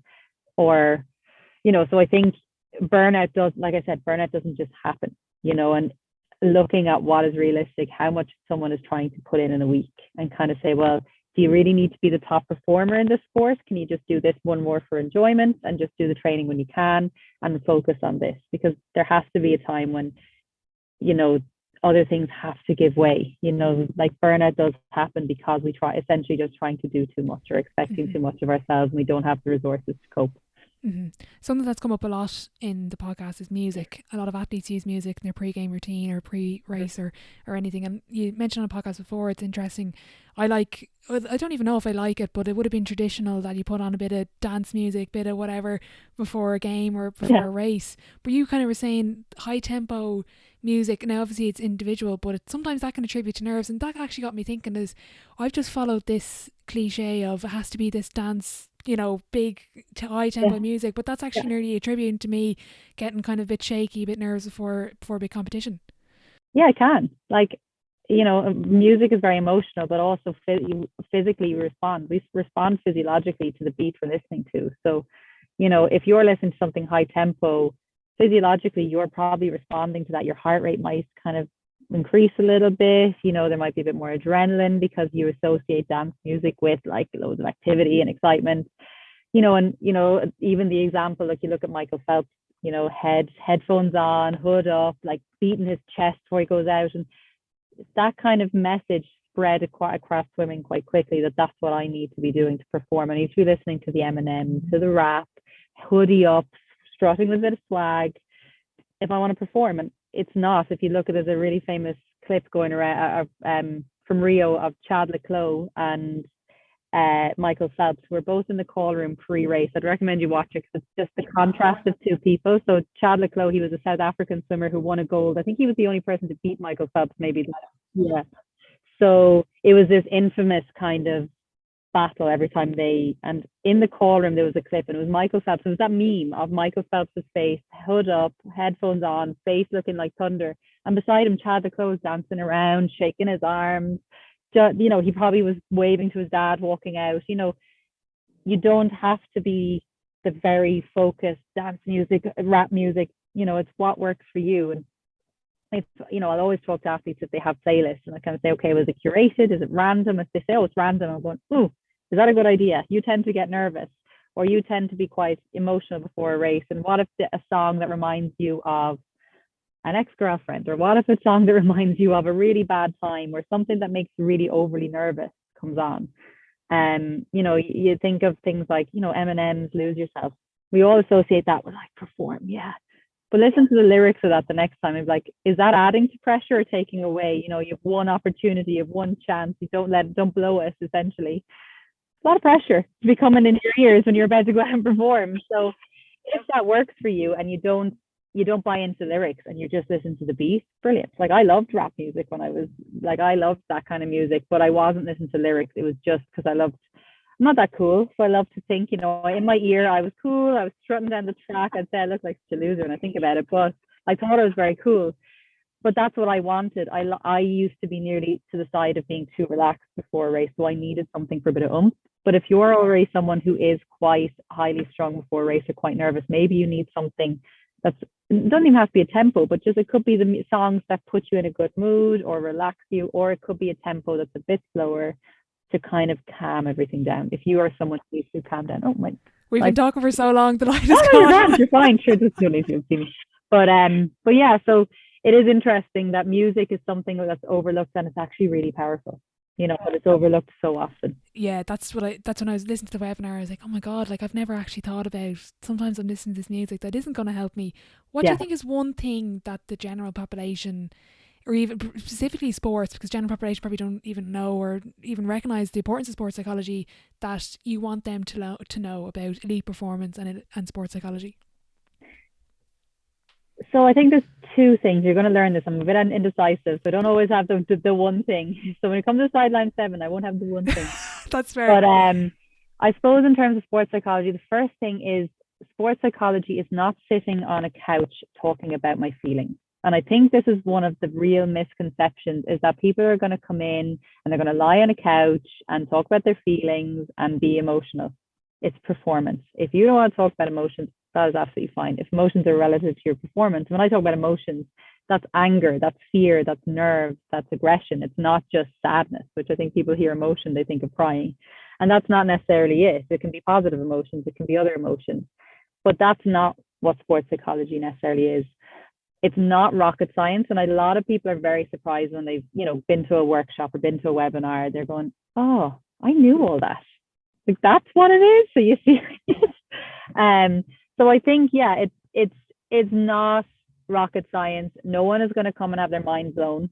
If anything, they'll have their mind blown, be like, is this seriously what you studied 3 degrees to tell me? Is probably more it. It is very much stuff you probably already know, but it's putting it in a different perspective. It's giving strategies to use the knowledge you probably already have, but are using it wrong or not applying it in the right way to the situation. Like you said, you're using music, but could you be using it better? You know, so very much sports psychology is not rocket science. It's not going to be something you've never thought about. It's a support. It's not the most important support. It's something that is part of a wider team. You know, I'd never try to say sports psychology is more important than any other member of the support team or any less important. We're just part of that multidisciplinary team. So that's kind of what I would try to say, is that to dispel that myth of what sports psychology is. It's not this mystical thing by any means, and it's certainly not lying on a couch crying.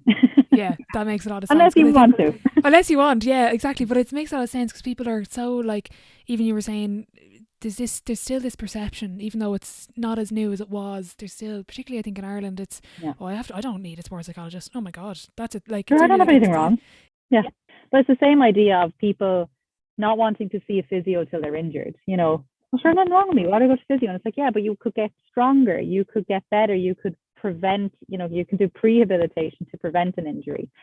Sports psychology is the same. It's giving you coping strategies so you don't end up in a situation where things are wrong, hopefully, or you're better able to deal with them when they do go wrong. Mm-hmm. I think the pandemic was interesting for athletes because the Olympics was obviously postponed. Everything was postponed. And then when things did come back, there was no fans. From your perspective, what was the biggest lesson you learned from the pandemic, whether it was within sport or outside of sport?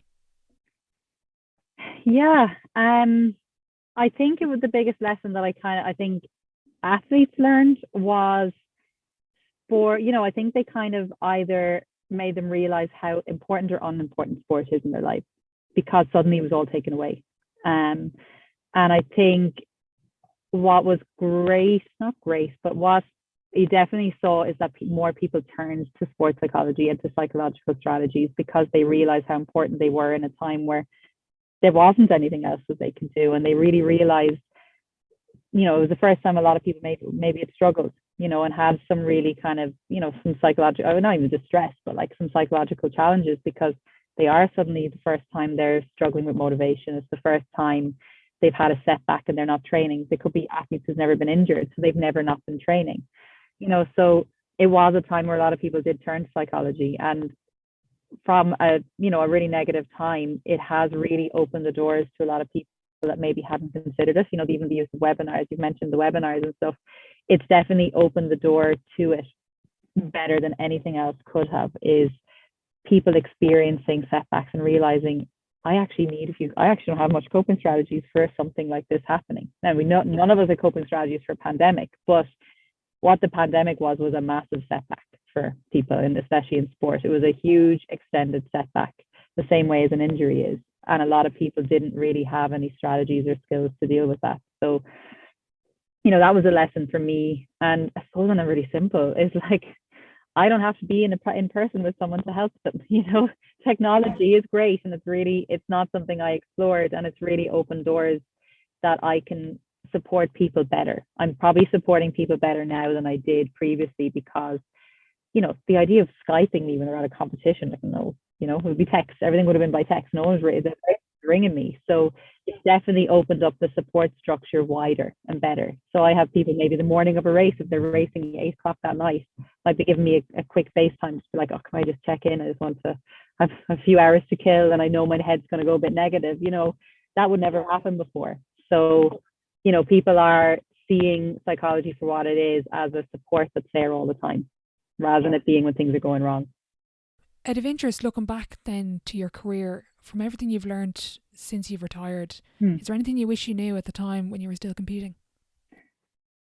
I wish I would have known. I wish I would have known that my career was going to look very different to what I thought.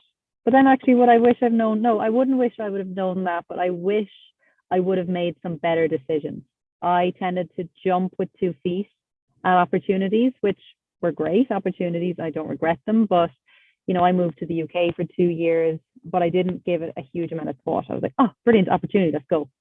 And it didn't work out. And I came back kind of tail between my legs. And while it was a great opportunity, and it was an opportunity to train in a different country, I didn't really think about why I needed to go. It was like, this is a great opportunity, but do I need to leave? And I actually didn't need to leave at the time, probably. Or, there's been decisions I've made, or, I wish I had been better at doing my rehab. I didn't know better than physios. I wish I had done the 6 weeks rather than stopping it at 5, or always kind of trying to rush through to things. I wish I had known to have a bit more patience and to kind of trust the process and listen to people around me better, which is probably why I'm, quite passionate about it now in my role, because I see other athletes doing what I did, and they're pushing on, and maybe looking for other opinions because the one that they're getting is not what they want to hear right now, and rather than sitting with it. So yeah, I don't think I would have wanted to know how my career is going to pan out, because I probably wouldn't have been as motivated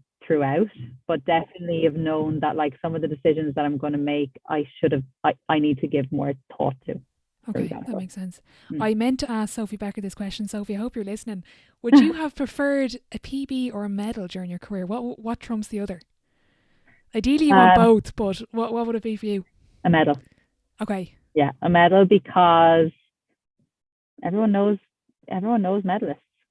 PBs are great. Now, if I'd ran an incredible PB and made a final as a result, yeah. I wish my PB was a lot faster, and I know it could have been faster, but I also, someone who finishes their career with a European medal or a world medal, that's never taken away from them. And a PB, you might have an Irish record, someone else is going to come break that. And I always wanted the Irish record, but I think a medal is something that you can never have taken. It's physically there, and you will always be so-and-so medalist, and I think it's a really special thing, because it's that real reward for the hard work. PBs are amazing, and I always wanted them, but I think if now I would love to have a medal, because now that's something I can look at. I can't look at a PB when I'm retired. Good point. Can't hang that on my wall. Yeah, that's a great. I never even thought of that. That physical medal is obviously that big thing. Like nobody can ever take it away from you. That's a good point. Ask me when I was an athlete, I would have said a PB. But because I was still driving for it. Whereas now I'm looking at, even over your shoulder, you've got, trophies and stuff. They're physical things glittering. I'm not going to write a PB on my wall. But at the time, it would have been different. Out of interest, for anybody listening, is there any particular book, podcast, or social media page recommendation that you would give them to kind of, open their mind to, or someone you just find value from? Yeah, so I know I mentioned him already, but Damien Hughes I find fascinating. I have his book, The Barcelona Way, which I think is great for anyone who's involved in any kind of team, or it doesn't even have to be a team sport, but I think The Barcelona Way is a really interesting look at sports culture and how it's kind of formed and what makes it and what breaks it. I think his podcast is fascinating because it's not just with athletes, and it's just some really interesting people that he interviews. Other podcasts, I'd have to have a think. I usually apart from this one, obviously. Yeah. I thought that was too obvious. Yeah, so you've had some incredible guests. Like when I was actually scrolling back through, because I was like, I'm going to do my homework and listen to a few more. I've only listened to a few. You've had some incredible people. I'm very lucky. I've connected with some amazing people. So it's been amazing, and I think things like that. But then, like, I spend a lot of time listening to sports stuff. So I also love to switch off, and there's a thing called Only the Rich. Like, I'm fascinated by like celebrity stories and scandals, so like one of them was now it's fluff, but it's interesting. It could be the backstory to Paris Hilton or Madonna or the Murdochs, but I love that. I love kind of knowing stories. So if you're looking for something to switch off your mind, if you've a bit of time to kill, something like that. But I think Damien Hughes' podcast is, aside from this one, is a great one to have. Just a really interesting people to listen to, and I think he's really interesting because he's so established in my field. So I think he's great. I'm going to put you on the spot with this one, but could you nominate somebody that I should get on the podcast? And if you do, give me a name. I might need your help getting them on.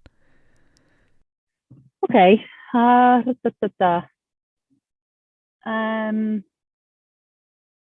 Who will be an interesting interview? That's a really good one. I actually heard you ask people that, and I never thought of it.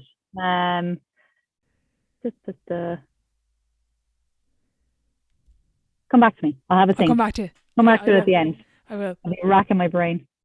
Final question before I move on to silence. I'm also just really conscious of time. If you need to go, just let me know. No, good. Your life has revolved around sport for the last, you said, even 20 years, but even above that, longer than that, because you're now a sports psychologist. But if you weren't an athlete and you weren't involved in sports psychology, what would you do? I think I'd still be in some sort of caring profession. I think I'd still be in something along the psychology, because it's still my skill set. Even if I take sport out of it, it's something I love doing, is helping people, using that kind of empathetic ear. So probably something in the kind of psychology, social sciences kind of side. Or maybe acting. I don't know. I used to do drama when I was younger, so I always thought Okay, I was yeah. going to be a thespian. Brilliant. I It's wasn't something expecting I that. loved. I loved being on stage. So if I hadn't pursued that, I maybe probably would have pursued more things like drama clubs and stuff in college. But with athletics, there was not much time. Yeah, So that's a good point. That's a good point. yeah. I'm going to move on to sideline 7. It's the same Okay. 7 questions at the end of every episode. Question 1, what is your favourite quote? I have this ready because I can never remember it exactly. And because I knew what it was, but I could never remember the wording, and I have to get it right because it's Einstein. And I was like, I can't get Okay. Einstein's quote wrong. And I'm not being very cerebral, and I'm not trying to be like, oh, I have an Einstein quote, but it's one I discovered when I was an athlete, and I really liked it, and it really resonated with me. And I don't know if you've heard it. So it's, everybody's a genius, but if you judge a fish by its ability to climb a tree, it will live its whole life believing that it is stupid. You know that one? Love You know that. what I mean? Yeah, I love Yeah. that one. I That's love really that clever. one. I think it's really good because it's something I have probably always fall victim to, is comparing and assuming because I'm not as good as someone else that I'm not good. You know, I trained in a really, really talented group of girls as an underage athlete in Ferrybank Athletic Club. And because those girls are all better than me, I was like, well, the Olympics is not going to be for me. You know, that's not my thing, you know. And I did always compare, and it's kind of, I think it's really nice. And it comes back to what I talked about in terms of strengths, that like you might not have the same strengths as everybody else, but you still have strengths. So I think I really like that. I think it really resonated with me. Brilliant. Question 2, what's the best sporting event you've been to? And you can pick one as being involved, or one as a fan, whatever you choose. So look, I mean, I can't really skip by the London Olympics, but as a fan and as an athlete, it was just, I'll never experience something like. So I was very fortunate to be at Super Saturday. Like the Super Saturday, I was there for when Jess Ennis, Mo Farah, and Greg Rutherford won their gold medals. Like there was 80,000 people in the stadium, but if you told me there was a million, I'd have believed you because Wow. the noise, the atmosphere. So Mo was running, I think, his 10K that night, and the entire time there's a Mexican wave following him, like the whole time. Like it was incredible. I've never experienced anything like the crowd, anything like the atmosphere. To be a part of that, like even thinking about it, like it's like hair on the back of your neck kind of moment. It was incredible. When Jess Ennis crossed the line in that 800 meters, the place lost it. Like, and you got so caught up in it. We were so into it. So that was just a real moment in time to be part of. And then to be an athlete, to be able to walk into that stadium a few nights later, and we were running at the same time as the GB team. So like we had that noise with us. Now, it wasn't for us, but you don't need to know that. Yeah. But like that, there's 80,000 people, and you're walking out and you're going, oh my God, that crowd that I was part of is now cheering for us, kind of. So, you know, that was just an incredible thing to be part of. And, you know, the whole games was incredible. It really was a standout game. People who've been to a few have said London really did stand out. It was so well organized. I got to see the Spice Girls at the closing ceremony. I mean, that's the highlight. Yeah. Yeah. Brilliant. Brilliant. I think you had a race, was it in 2013, torrential rain in the 8th my lane? God, yes, 2013, the World Student Games. That was memorable for all different reasons, but that was you know what, that was a real sign of resilience for me. And I remember I used to work for Sky Sports, and we used to have to talk about resilience with athletes and kind of show examples of it. And I used to use my race, and I was like, okay, that's very full of myself. But I was like, I remember, like, you see the video, and it was like the worst rain. I remember actually saying to it was thunder and lightning as well starting. And I remember actually talking to one of the officials when the rain started, being like, this is dangerous. And they said, because the hurdles, when you're trying to jump, it's slippery. It was like, it was the kind of rain you can't see in front of you. And I was like, this is dangerous. And they said, you're on the track, you have to proceed, we have to run the race. Like the next race got delayed. And I remember I was like, I had two choices. Could give in to the rain and be like, this is crap. Or it was a semi-final, I had the top two to qualify for the final. And I knew I wasn't going to run fast time at that time, so I had to be in top two. And I could make the decision to just give in to the rain, which a lot of girls did. I was in the outside lane, so I couldn't see, which probably helped. But you could see in the video on YouTube of all the girls like clinging, you know, holding themselves and like hugging their arms and shivering. And I was like, I had them beaten already. I just didn't know it because they had already given into the rain and the cold. It was cold. And I just made the decision. I was like, I'm just going to do what I can in this rain. There's nothing I can do about it. We're all in the same position. And it was and I ended up just missing out on winning it. I got into the semi-final or into the final. I came second and nearly won the race. without knowing. Like I was winning it up until the Yeah, last 100 I meters. saw the clip. Yeah. Yeah, I was like, oh You my come God, out of I was nowhere. doing well there. But it was just, I just made that decision, and it was really resilient, because I could easily, at that couple of years ago, I would have crumbled. I would have been like, this is awful. I'm so cold. I can't run in this rain. And I just made the decision. I was like, I'm just going to do it. It's the only thing I can do. So yeah, that was definitely memorable for a different reason. Made some great photos though. My Instagram photo for that is great. That's true. Another great Instagram photo. You brought a hurdle to Leinster House. Can you explain that one? You've done your homework. Yeah, I've no shame. When I think about that day, it's so funny. So I was given a postgraduate grant for my PhD. So it's called the Irish Research Council. And they asked, there could be a couple of hundred that are given every year, but I was chosen as one of the people to come up for a photo shoot. And they were like, oh, and bring a prop. So like there's a guy brought a test tube, someone else brought a book or something. And I was like, what the hell is a prop for athlete mental health? And I was like, well, I'm a hurdler and I'm talking about the barriers to help seeking and mental health. Let's bring a physical barrier. And I don't know if I didn't have the car, or I think because I was in the city centre and I was coming straight back down, I was like, it makes no sense to drive. So I got the train with a hurdle. And I brought my hurdle. It was in Marks and Spencer's in the train station while I got a snack. It was I booked on a bike and put my hurdle in where the bike rack was. And I brought the hurdle to Leinster House. So there's a picture of it on the red carpet in Leinster House. And there was pictures of me hurdling it outside Leinster House with a TD. So there you go. There you go. Yeah, big achievement. Question 3. What's been the biggest setback or challenge so far in your career, and how did you react to it? Without a doubt, it was not qualifying for Rio. Like my whole world, I think, fell apart for a couple of months, and that didn't happen. And I knew it would, but I think I kind of just didn't think about what would happen when it didn't. When I qualified for London as part of the relay, and I missed out on the hurdles. And I remember when that happened, and I got there kind of for the relay, is nearly like a silver lining. And I remember saying, when I'm in Rio, like at the closing ceremony for the London Olympics, there's a handover to the next games. And I was like, I can't wait to be at this ceremony in Rio. There was never a doubt in my mind for 4 years, I'm going to be on that plane to Rio, and Thomas is going to be there, and my family are going to come, and how amazing this is going to be when it happens. It was never it. And every decision I made for 4 years, day in, day out, was all to do with Rio and to get to Rio. And obviously that didn't happen. I picked up quite a few injuries, and it just didn't happen for me. And look, if I had been healthy, I know it could have happened, because there was a training camp in 2015 where I was in serious shape and just came home and picked up an injury and just never really got to show it.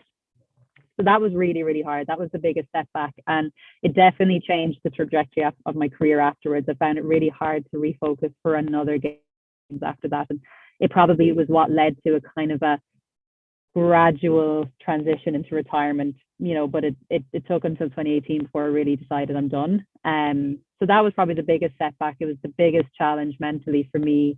It was something that took me a long, long time to get over. And I have some really great people around me, and they, everyone was such amazing support. My poor fiance, Paul, we were not long going out when I didn't get to Rio. And I was crying about athletics so much that year when we first, after we started going out, and I was like, I swear athletics makes me happy. It just doesn't show it. I swear I was good at this at one stage. I swear I wasn't always injured, but yeah, it was definitely, that was the biggest setback. And unfortunately, that was sport. Like I said, you can set a goal and it doesn't always happen, and it's hard, but you can get over it. And I did get over it, but it took me a long time. Mm-hmm. Kind of on the flip side then, what's your biggest achievement on or off the track? I found that one way harder. I found this one harder. And I remember Damien Hughes said the same. I was like, thank God someone else finds this hard. And again, not because I don't feel like I have, okay, I've been to the Olympics, but I don't feel like that was a standout achievement, because it was kind of the trajectory of where I was going. It wasn't something that I feel like I had to do an extra amount of work to get, if you know what I mean. I think if you talk to me in a few months when this PhD is done, I actually think that's going to be a bigger achievement than the Olympics, because it's been such a mountain for me to climb, because it's the first time I've really, really been challenged. Like in college, I always found it hard. I found school I found hard to a point, but I never had to really push myself. I was quite naturally quite smart. I could put in enough work to get by and do quite well. This has been the first time where just doing enough is not getting me by. So I'm really having to work hard. So this will probably be the biggest achievement. And I think having the job that I have, because it didn't come just off talent. It actually, I had to work for it. I had to work hard. I suppose to be brought to the Olympics in Tokyo as part of the staff, you have to prove yourself and you have to be good at what you do. So I think that was a pretty good achievement for me, pretty big achievement to be part of that. So Looking back to 18-year-old self in secondary school, moving into college, what advice would you give yourself? I always thought it was going to be have more belief and confidence, but I had a belief and confidence. I think I just didn't use it. Like, I think I was someone who had a lot of potential and always did enough. And it's probably why I'm still doing a PhD nearly 7 years later, because just enough doesn't get you by and everything. But I obviously worked very, very hard, but I know I could have done more. And I think at 18, I didn't have enough. I lived in the moment, which I think was really, really good. It's not great to always live in the future, but I probably didn't look into the future enough. I never believed the Olympics was for me. And then in 2011, suddenly I was like, oh, maybe I will go to the Olympics. So it was all kind of, I was never planning really long term until, like I said, I did in Rio, and I changed everything. But at 18, I was just going with it, and I enjoyed it, and I loved my college life, probably too much, as you can imagine. 3 nights out a week isn't conducive to training, believe me. But I wish I had put more thought into my decision making and not always just go with the flow and just go with it and not be influenced by what everyone else is doing and be like, well, what do I want? And have the confidence maybe there to kind of say, well, actually, do I actually want to be an athlete? I've been doing this for this long and I'm still just doing it. What do I want out of it? And I never really kind of had those conversations with myself, or had the confidence to kind of really set some targets and set some big goals for myself. So I think, having more confidence in that way. Not that I was a shy retiring 18-year-old, but it was more that I didn't have the confidence to really believe that I was capable of something kind of big.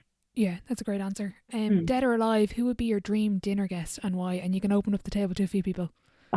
Yeah, because I asked you, is dead or alive? So I'm glad you changed it, because I really struggled with this one. And look, I could give the really sentimental answer first. If I was to have a dinner party, one of them would be with my granddad. He died when I was 10, and I was like apple of his eye. I was his first grandchild, spoiled, rotten. But I don't think he thought I was very talented. I think I wasn't that great at sports, was grand at school. I would love for him to see what I made of myself, because he was really, really proud, and he was very musical. Becky, my youngest sister, was the one who had musical talent. She was the one who was going to do this. And, I was just the spoiled eldest, but that I just liked watching telly in his house and being spoiled. So I'd love for him to see that, what I've achieved. But I suppose to have a really, celebrity filled one. Me and Paul, my fiance, were talking about this last night. And, like I said, I love stories, and I love celebrity. I'm fascinated by celebrity and gossip and all that kind of stuff. And I know I'm studying a PhD and I should have better interest in that, but I just love it. And so I would love Oprah. Okay. Because she has met everybody. She knows everybody. I'd say she has amazing stories. And I think there's a reason why she has this worldwide respect. You don't hear people don't really think much of Oprah. She is universally respected. So I think she would have fascinating stories. I would love Princess Diana, which I know is very random, but I just feel she is fascinating stories. I loved The Crown. That podcast I was saying, Only the Rich, one of their first ones was about Princess Diana. And I just find her and her whole life and her whole story fascinating. I'd love to know more about her and the inner workings of the royal family, because I find that so fascinating. And then we're like, who else? We were saying Mick Jagger. There's a man who has stories. I know it's so random. I know. I'm like, what age are you? But I just feel, again, it's someone who has, you want to be at a dinner party to be entertained. I want people to tell me really interesting stories. Obviously, athletes are interesting, but I work with them day in, day out. I want to hear about stuff I've never going to experience. Love it. I want to hear about what it was like in the 60s, before social media existed, what their lives were like. And then a comedian. Aisling Bea, I was kind of thinking, someone like Aisling Bea or Joanne McNally.